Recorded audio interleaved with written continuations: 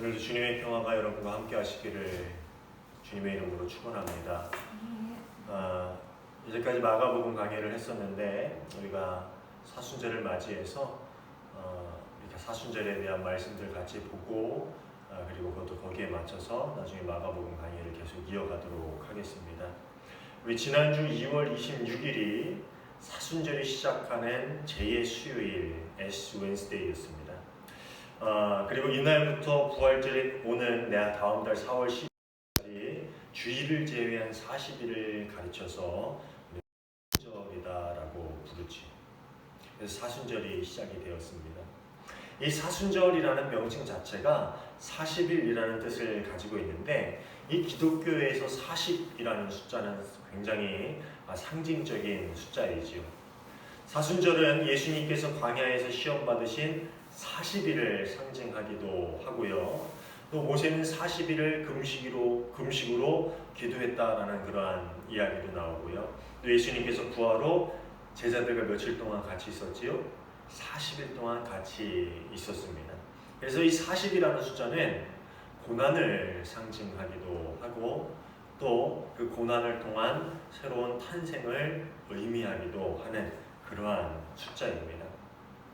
그래서 각 교회에서는 이 사순절을 맞아서 40일 특별 새벽 기도회를 실시하기도 합니다. 우리 교회도 지금 하고 있는데 40일을 정확히 따지지는 않지만 그래서 이 40일 사순절 기간 동안에 특별 새벽 기도회를 하고 있습니다. 사순절 하면 제일 먼저 떠올리게 되는 것이 무엇일까요? 바로 아까 얘기했듯이 기도, 또 뭐 있어요? 금식이 아닐까 합니다. 그런데 이 기도와 금식 또 더불어서 선행 혹은 자선이라고 하는 이 세 가지 단어는요, 기도, 금식, 선행, 이 세 가지 단어는 아주 오래전부터 교회들이 사순절기를 지키는 동안 실천하던 신앙의 훈련의 형태였습니다. 아주 오래전부터 이 사순절 기간에 강조하던 세 가지 신앙 훈련이었다는 겁니다. 기도와 금식과 선행. 기도는 하나님께 더욱 가까이 다가가는 친밀함을 강화하기 위한 그런 훈련이고요. 또 금식은 육신의 나약함을 깨달으면서 하나님 앞에서 더욱더 겸손해지기 위한 훈련입니다. 그리고 선을 행하는 것은요, 이웃과의 관계를 회복하고 사랑의 관계를 새롭게 맺는 그런 훈련입니다. 그래서 이 사순절기에는 기도하고 금식하고 선을 행하는 이 세 가지 신앙의 훈련들이 병행되는 것입니다. 그런데 이 세 가지를 행함에 있어서 가장 중요한 것이 무엇이냐라는 것은 이 모든 신앙의 훈련들이 단지 의무감이나 자신의 의를 쌓기 위해서 행하면 아무 소용이 없다라는 것입니다. 얼마 전에 사순절에 관한 성화를 하나 봤는데 사순절에 관한 성화인데 수레에 어떤 한 수도자가 딱 올라타 있는데 이 수도자의 모습이 빼쩍 마른 그런 모습이었습니다.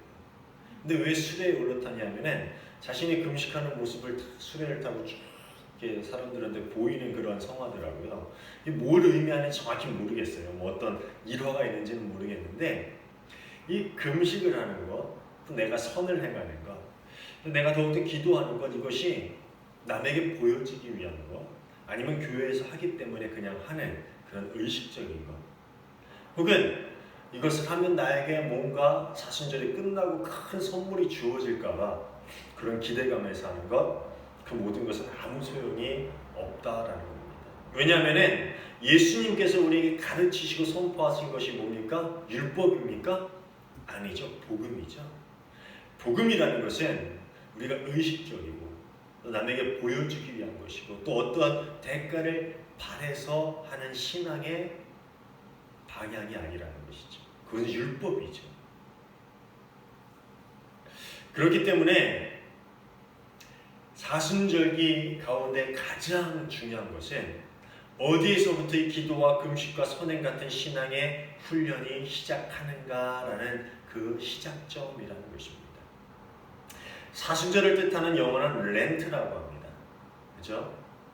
근데 이 고대 앵글로색슨어의 랭이라는 데서 유래된 게 렌트라는 단어인데 독일어는 렌츠라는 단어에서 왔다고 하는데요. 비슷하다고 하는데 이게 다 무슨 뜻을 가지고 있냐면 봄이라는 뜻을 가지고 있습니다. 봄. 참 재미있죠? 이 봄이 뭐냐? 봄, 여름, 가을, 겨울 그 중에 그 봄이라는 겁니다. 왜냐하면 이 봄이 시작되는 그 시간, 그쯤에 같이 시작되는 절기가 이 사순절이라서 그런 이름을 가지고 있지 않은가라는 생각을 해봅니다. 유래를 찾아봤는데 도저히 찾지를 못하겠는데 제 생각에는 아마 그런 것 같아요. 근데 처음에 저는 이 봄이라는 단어를 봤을 때 무엇인가 바라보는 그 봄, 우리가 보는 거 있죠? 그 봄이라는 것을 좀 생각했어요. 나중에 보니까 그 봄이 아니라 봄, 여름, 가을, 겨울의 봄인데 처음에는 봄? 무언가를 바라본다는 그런 의미인가? 라는 그런 착각을 했습니다. 그래서 사순절은 겟세마네 동산에서 기도하셨던 그 예수님, 또 십자가에 달리신 그 예수님을 보는 동시에 예수님께서 그렇게까지 함으로써 씻겨주기를 원하셨던 내 안의 죄를 보면서 회개하는 시간이구나 라는 그럴듯한 생각을 혼자 했습니다. 하지만 착각을 하긴 했지만 이 사순절이라는 시간은 우리에게 그런 의미를 주고 있는 그런 시간들이 아닌가라는 생각을 해봅니다. 조금 전에도 말씀드렸듯이 사순절은 기도를 통해 하나님께 더욱더 가까이 다가가는 훈련을 하고 또 금식을 통해 하나님 앞에서 더욱더 겸손해지는 것을 배우고 또 선행을 통해서 이웃과의 사랑의 관계를 회복하는 시간인데 이 모든 것들이 어디서 시작되느냐? 예수님을 바라보고 또 나 자신을 바라보는 데서 시작되기 때문이라는 겁니다. 무슨 말인지 아시죠? 남을 보고서 남이 나를 어떻게 볼까? 혹은 교회를 보고 다 하니까 나도 해야지. 내가 안 하면 내가 권사인데, 내가 집사인데, 내가 목사인데. 그래서 시작하는 것이 아니라 나를 위해서 기도하시고 나를 위해서 금식하시고 나를 위해 고난당하시고 나를 위해 십자가를 지신 그 예수님을 바라보고 또 왜 그러셨는가? 내 안에 죄 때문에 그러셨구나 라는 것을 온전히 바라보고 그곳에서부터 그 모든 일들이 신앙의 훈련들이 시작되어야 한다라는 것이지. 십자가에 달리신 예수님을 바라보고 예수님께서 무엇 때문에 십자가를 지실 수밖에 없었는지를 깨닫고 그럼에도 불구하고 여전히 죄가 가득한 내 내면을 바라보게 되면은 그때부터 비로소 우리는 참회의 눈물, 통회의 슬픔을 필요로 하게 된다라는 것이지. 그리고 거기서부터 우리의 이 모든 신앙의 모습들이 시작되어야 한다라는 말입니다. 특별히 요즘 우리에게 요구되는 마음이 바로 이것이 아닐까 하는 생각이 듭니다. 물론 사순절의 모든 절기는 우리가 회개하고 주님 앞에 바로 서기를 바라는 마음으로 지내는 시간들입니다. 그런데 특별히 오늘날을 살아가는 이 시간을 살아가는 우리에게 요구되는 마음이 바로 이 마음인 것 같습니다. 지난주 주보에도 글을 올렸듯이 이 코로나뿐만 아니라 우리는 아주 오래전에 겪어보지 못했던 이상한 일들을 겪는 그런 시대를 살아가고 있습니다.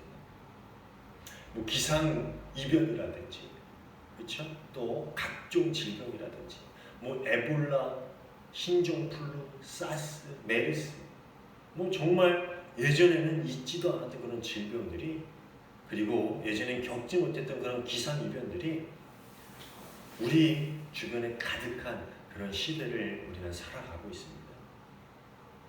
누가 물어보더라고요. 이게 종말의 말세의 증거 아닙니까? 그렇게까지 해석할 필요는 없을 것 같아요. 그 모든 것들을 말세의 증거다 하고 그렇게 해석하다 보면은 또 이상한 이단들이 나오게 되는 거죠. 가만히 따져보면은 이 모든 것들이 시작된 시작점은요, 우리 인간의 욕심에서 비롯된 것입니다. 무분별한 개발, 또 그로 인한 자연 파괴, 그것이 각종 기상이변으로 인한 재해를 만들어냈고요. 또 만족할 줄 모르는 그런 욕심이 각종 질병들을 만들어낸 거죠. 뭐 사람의 식탐이 얼마나 강한지 그냥 주어진 것들에 만족하지 않고 더 신기한 것, 이상한 것, 새로운 맛을 찾아서 먹다 보니까 별것 다 먹고 결국 이 질병들이 거기서부터 생겨나게 된 것이죠. 모든 것이 인간의 욕심에서 비롯된 것이다 라는 말입니다. 그리고 이 욕심과 파괴, 죄와 질병이라는 모든 악순환의 고리는 지금까지도 끊이지 않고 계속 진행되고 있는데 그 이유가 뭡니까? 인간의 욕심이 멈출 줄 모르기 때문이라는 것입니다. 근데 이번 사태를 겪으면서 참 마음이 무겁더라고요.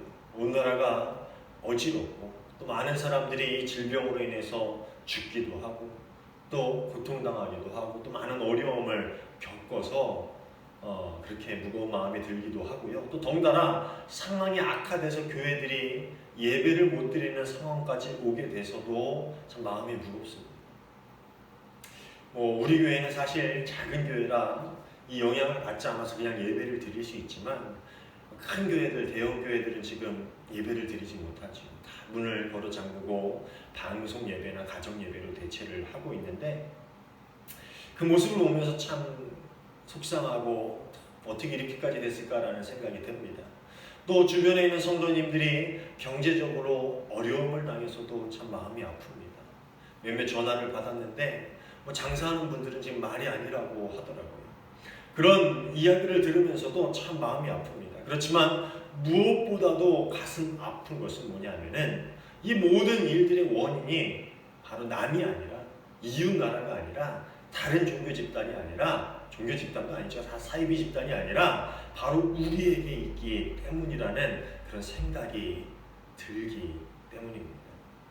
얼마 전에 페이스북에서 어떤 집사님이 글을 올렸는데 그 글을 읽으면서 제가 얼마나 공감하고 동감했는지 모릅니다. 그리고 또 그 글을 읽으면서 한편으로 가슴이 아팠습니다. 글의 내용이 이래요. 신천지는 교회의 죄와 허물을 먹고 자라났다. 우리의 잘못과 약점을 교묘히 물고 늘어지며 세력을 키운 것이다.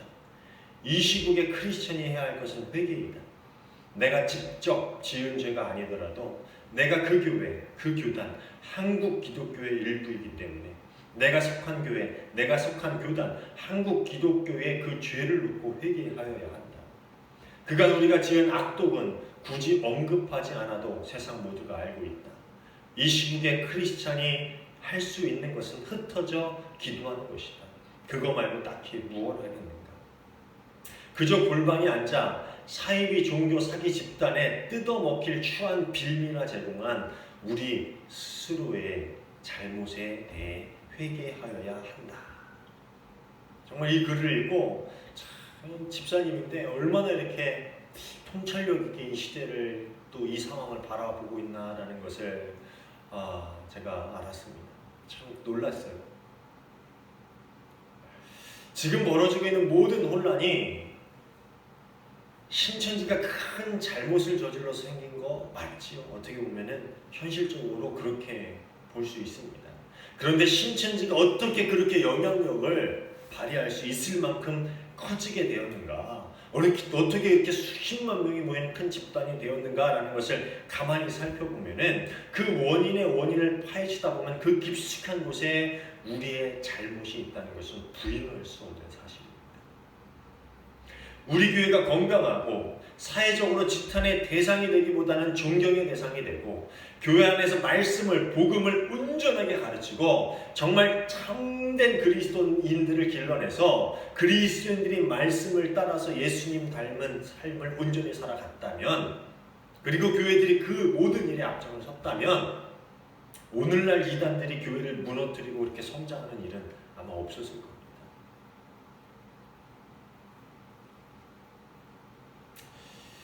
결과를 장담할 수는 없지만 저는 아마도 그렇게 되지는 않았을 것이라고 생각을 합니다. 이 집사님의 말처럼 사이비 종교 사기 집단에게 뜯어먹힐 추한 빌미를 교회가 제공한 게 맞지요. 우리 그리스도인들이 그 일을 만들어내거나 혹은 방관한 것이 맞습니다. 그 모든 잘못들의 원인이 우리에게도 있다라는 것입니다. 그것은 부인할 수 없는 사실입니다. 물론 목사인 저에게는 더 큰 잘못이 있겠죠. 그럼 이제 그 현상을 보고 그 문제를 파헤치고 그 원인을 깨달은 우리는 어떻게 해야 합니까?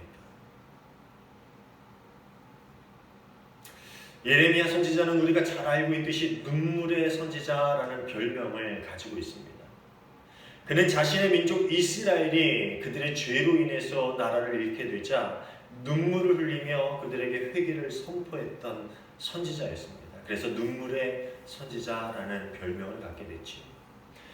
어디에서 하소연할 것도 없는, 도움을 청할 것도 없이 철저하게 버림받았던 이스라엘에게 이제는 그들이 누구를 바라봐야 하는지, 누구를 향해서 가슴을 열고 고백하며 눈물을 흘리며 애원해야 하는지 예레미야 선지자는 잘 알고 있었고 그것을 백성들에게 가르쳤습니다.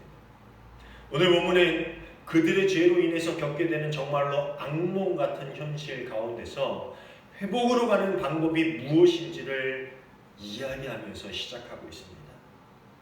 예레미야는 이전에는 그 재앙의 상황으로 인해서 탄식했다면은 이제는 하나님께 돌이키며 자신에게를 낱낱이 구하는 심정으로 하나님밖에는 의지할 분이 없다라는 그런 마음으로 하나님께 돌아가자.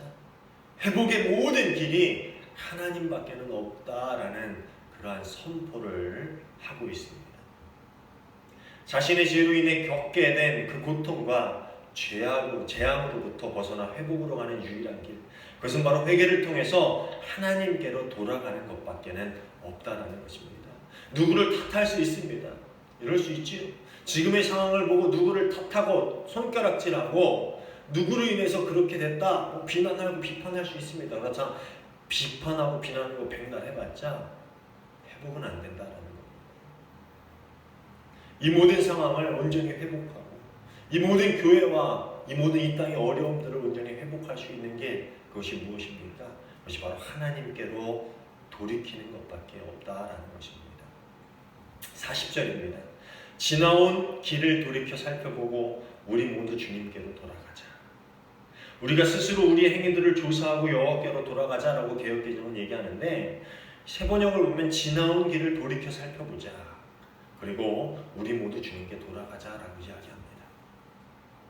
예레미야는 하나님의 긍휼의 의지에서 지나온 모든 길 가운데 저질렀던 우리의 잘못들, 우리의 죄들을 살펴보고 회개하고 하나님께로 돌아가면은 하나님께서는 그 모든 죄들을 용서하시고 우리를 회복시켜 주실 것이다라는 확신을 가지고 있었습니다.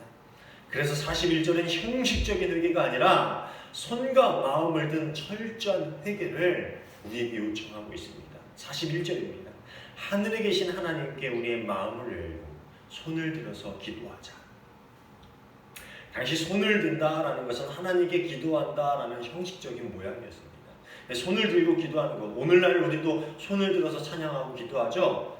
그것은 형식적인 내가 찬양하고 기도하는 그런 모양이라는 겁니다. 그런데 예레미야는 손만 들 것이 아니라 마음을 열어서 기도해라. 그런 이야기를 하고 있습니다. 자신의 마음속에 있는 모든 것들을 하나님 앞에 다 보이는 것이 참된 회개의 모습이고 참된 회개의 기도다라는 것이죠. 우리의 마음을 열고 우리의 마음을 하나님께 올려드려서 그 모든 것들을 다 드러내고 하나님 앞에 회개하고 하나님 앞에 기도하고 온전히 하나님께 돌이키는 것, 그것이 회복의 길이다라는 것을 이야기해주고 있다는 겁니다. 존 스토트 목사님이 이런 얘기를 했어요. 우리는 하나님이 모르시는 것을 알려드리기 위해 하나님께 죄를 고백하는 것이 아니라 하나님이 이미 아는 것을 인정하고 비통하기 위해 죄를 고백하는 것이다. 하나님이 모르는 것을 알려드리는 것이 회개가 아니라 하나님이 이미 아시는 것을 내 스스로가 인정하고 그것을 비통해하며 눈물 흘릴 수 있는 것, 그것이 죄를 고백하는 것이다 라는 그런 이야기예요. 존 스토트 목사님 말처럼 하나님은 아시지만 우리 입으로 그것을 온전히 인정해야 하는 겁니다. 그래야 비로소 죄의 민낯을 우리 자신도 볼 수 있게 된다라는 것입니다. 사실 우리 안에 있는 죄들을 우리 머릿속으로는 알죠. 우리 마음으로는 압니다. 그런데 하나님 앞에 기도하면서 그것을 드러내고 우리 입으로 온전히 고백하게 될 때, 우리도 그것을 쏟아내고 그것을 바라보게 될 때에 우리가 생각했던 것보다 더 적나라한, 더 자세한 그 죄의 민낯을 우리가 온전히 볼 수 있게 된다는 것이죠. 그렇게 우리의 죄의 민낯을 제대로 봐야 우리 입에서 마음에서 통회의 소리가, 우리의 눈에서 참회의 눈물이 나올 수 있게 된다라는 말입니다. 그리고 그렇게 우리의 죄가 온전히 주님께 고백되고 통회한 후에 우리는 비로소 우리의 교회들, 우리의 교단, 우리 나라의 죄를 위해서 함께 아파하고 눈물 흘릴 수 있게 된다는 것입니다. 사실 오늘날 우리 교회를 위해서, 우리 나라를 위해서 기도하는 많은 기도의 모임들이 있지요. 있습니다. 어디서 모이기도 해요. 근데 솔직히 제가 그들을 정죄할 주제는 안 되지만 좀 그런 생각을 해요. 그들은 정말 자신의 모습을 온전히 바라본 후에 나라를 위해서 온전히 기도하고 있는가? 아니면 그들의 욕심을 가지고 그렇게 모여서 기도하고 있는가?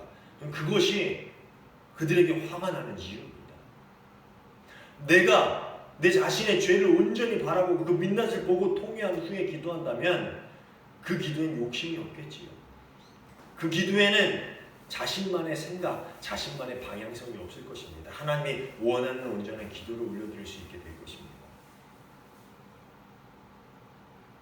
우리 죄가 온전히 고백되어지지 못한다면 우리가 어떻게 교회들, 우리 교단, 우리 나라를 위해서 함께 아파하고 눈물을 흘릴 수가 있겠습니까?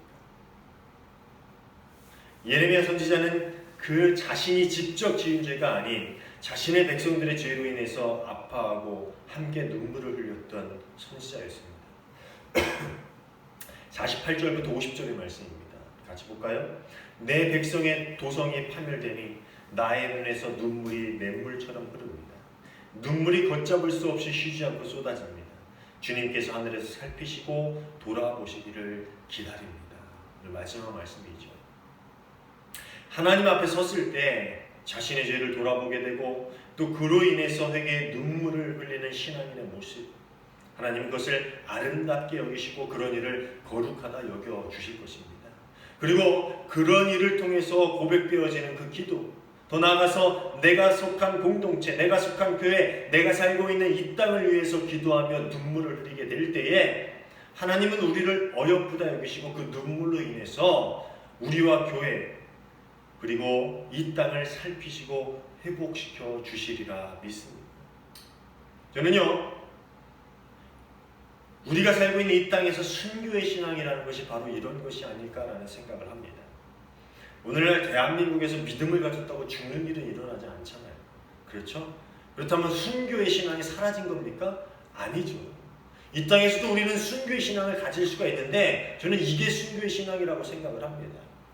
내 자신의 죄를 온전히 주님께 내어놓고 그것으로 인해서 정말 가슴 아파서 회개하고 눈물을 흘리며 기도한 후에 또 이 나라, 이 땅, 우리의 교회들을 바라보면서 그것을 같이 아파하고 그것으로 인해서 눈물을 흘리는 것, 이것이 순교의 신앙이 아닐까 하는 생각을 해봅니다.